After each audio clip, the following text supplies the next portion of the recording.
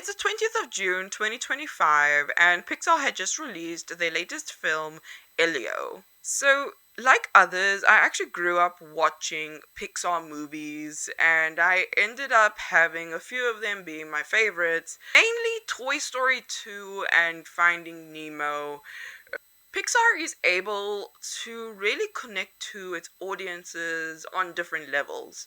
It's able to entertain kids and parents alike.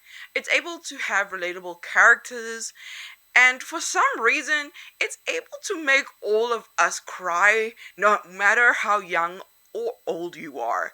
How they're able to do that, I have no idea.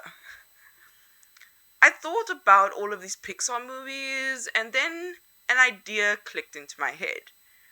What if I gave short reviews on each and every single Pixar movie, starting off with Toy Story and finishing off with Elio, talking about what each movie is about, if there's any standout characters, the different things that I like about the movie, and of course, an overall rating out of 10, and then compiling it all in one long video. Just a few things to note. I'm not actually able to watch all 29 movies in one day. What I'm going to try and do is just watch one or two Pixar films a day and then come here to film each one and just give my raw thoughts on each of them. I also have to note that I'm not going to be watching the miniseries or the Pixar shorts, just the feature films. So basically from Toy Story to Elio. But before we get into the nitty gritty, I just want to introduce or reintroduce myself.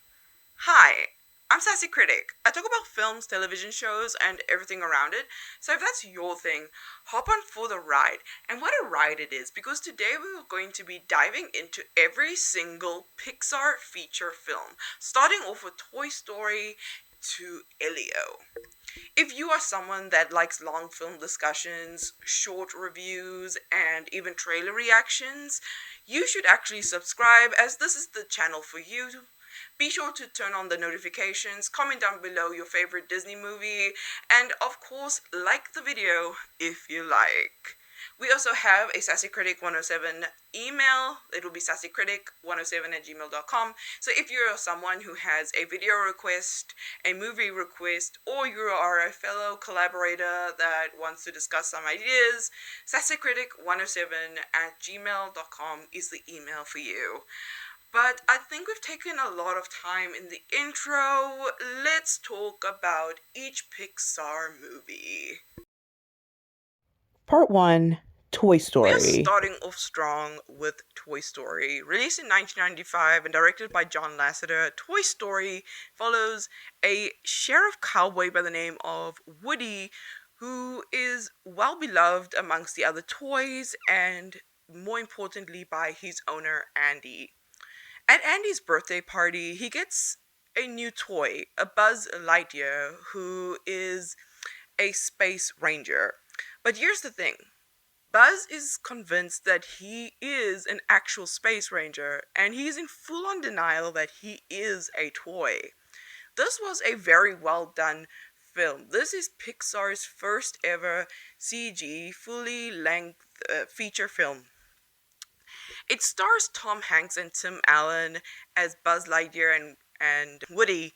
And I do have to say, when it comes to the performances, the animation, and how everything just blends together, it's just really well done. My favorite character in the entire film has to be Buzz. If Jessie had to be in this movie, it'd be Jessie, but we all know she only joins in the second film, so Buzz Lightyear it is. What I really liked about Buzz Lightyear is actually his development throughout the film. He goes from a toy who thinks he is a space ranger to being really disappointed at the realization that he is a toy to fully embracing the fact that he is a toy and is wanted by the other toys, and again, most importantly, by Andy. And we see this throughout the film. First of all, when he ends up in Andy's room, he believes that his rocket, which is actually the case for, the toy, has crashed and that he has to repair it and go back to the space station which it comes from. He thinks Andy's room is a planet, which is honestly crazy. And he just believes that he is this full on space commander to the point that when Woody takes off his mask, he actually thinks that he's suffocating the air that everyone else is breathing, which is honestly crazy.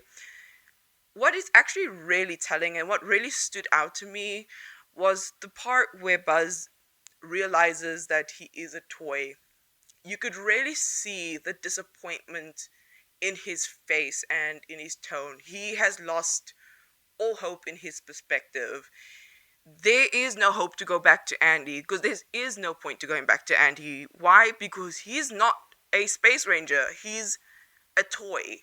He's just something to be played with and messed around with, and that's it. But carrying on from that particular scene, there's a final moment where Buzz is gonna give it one last try, and he takes out his wings. He goes on top of the stair railing on the first floor, and he attempts to escape Sid's house by flying. And we have Randy Newman singing the song, and he attempts to fly, and you could see the smile on his face as he thinks he's going to make it for the window, and then he just drops to the ground. And the music and that particular moment really go well together because you really just see the disappointment in Buzz's face, but also the music kind of just like complements that particular scene. And you just see him laying on the ground. He doesn't attempt to get up, he doesn't attempt to move because it's that moment where he realizes he is a toy. And to him, being a toy means being worthless or useless. We all know the iconic scene in Toy Story, and that is the one where Buzz Lightyear and Woody are trying to reunite themselves with Andy, and they end up flying. And we all know it's when Woody says, "Buzz, we're flying." And Buzz actually says, "We are falling with style." And that is obviously a reference to earlier on in the film where we see Buzz, showing everyone that he can fly, but in reality, he just goes down a ramp and he does like a little flip and then he lands. And all the other toys are convinced, like, oh, he's actually flying. And Woody is like, you're not flying, you're falling with style. So obviously, it's a reference to that scene. Overall, I do have to rank this movie a 7.5 out of 10. There are times where the animation is questionable. Like, for the most part, it does hold up and it is very well done. And I do think John Lasseter did a very well done job. It's just that with the dog, I think his name is Scout. Every time I looked at that dog, I was just like, this is the one piece of animation that did not age all that well. It just looked, I don't know, I looked at this dog and I felt like it was from a PlayStation game. It didn't feel like, okay, this is a fully animated dog. It felt a bit unfinished, but I don't know, maybe that's just me. The dog just like made me feel uneasy. I don't know if John Lasseter was aiming for people to feel that way about Scout the dog, but yeah. Uh, but I think overall this movie is a 7.5 out of 10. I think the other moment that really made me think like, oh, this is for kids, is when the toys sort of like start talking to Sid, and I don't know why, but when I was watching that particular scene, I was just like, if my toys had to do that to me when I was around that age, like Sid looks like he's 10, 11, maybe 12 at most. I'd be screaming and running for the hills. I would not be the same from that particular moment. But yeah, I was like, this is actually really creepy for kids.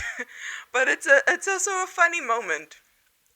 because after that he goes to into the house, and his sister is there, and the sister, you know, shows him the doll, and so he's trying to explain to his sister that, you're like, no, the toys, they talking, and then his sister like fully takes advantage of that moment and just like scares him off. It's a really funny scene. But like I said, I rate this movie a 7.5 out of 10. I'm looking forward to the next Pixar movie, which is Bug's Life. I think that's going to be an interesting one because I haven't seen this movie since like since I was a child. So I don't think I remember much from watching that movie. Maybe I'll feel like a ton of nostalgia while watching it. Um, but yeah, we're just gonna end it here. We're gonna come back once I'm done with Bug's Life, and we'll touch base with that.